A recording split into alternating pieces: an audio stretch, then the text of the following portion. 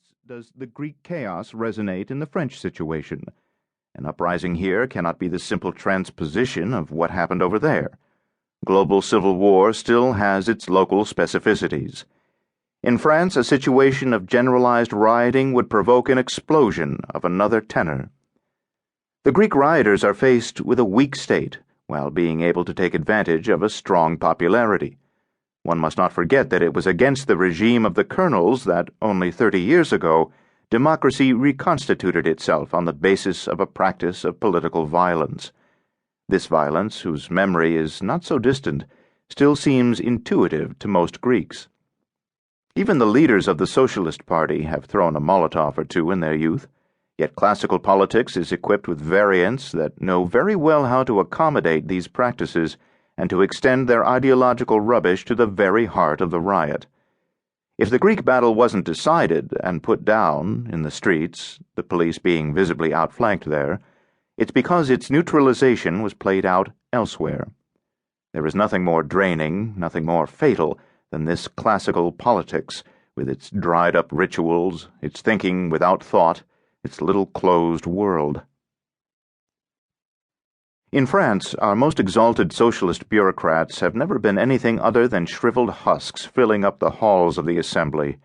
Here everything conspires to annihilate even the slightest form of political intensity, which means that it is always possible to oppose the citizen to the delinquent in a quasi-linguistic operation that goes hand in hand with quasi-military operations. The riots of November 2005, and in a different context, the social movements in the autumn of 2007, have already provided several precedents. The image of right-wing students in Nanterre applauding as the police expelled their classmates offers a small glimpse of what the future holds in store.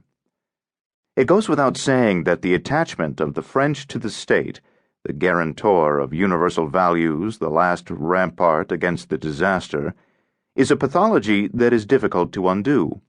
It's, above all, a fiction that no longer knows how to carry on.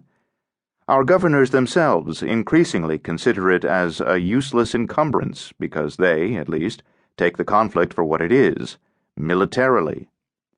They have no complex about sending in elite anti-terrorist units to subdue riots or to liberate a recycling center occupied by its workers. As the welfare state collapses, we see the emergence of a brute conflict between those who desire order and those who don't. Everything that French politics has been able to deactivate is in the process of unleashing itself. It will never be able to process all that it has repressed. In the advanced degree of social decomposition, we can count on the coming movement to find the necessary breath of nihilism, which will not mean that it won't be exposed to other limits. Revolutionary movements do not spread by contamination, but by resonance. Something that is constituted here resonates with the shock wave emitted by something constituted over there. A body that resonates does so according to its own mode. An insurrection is not like a plague or a forest fire, a linear process which spreads from place to place after an initial spark.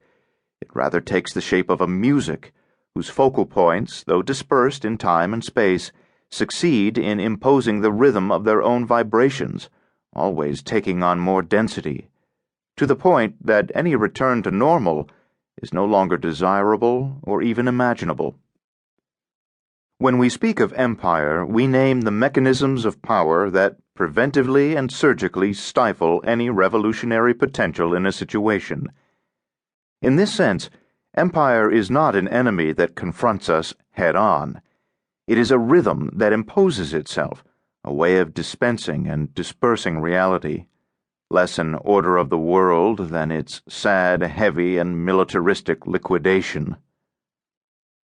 What we mean by the party of insurgents is the sketching out of a completely other composition, an other side of reality, which from Greece to the French banlieue is seeking its consistency.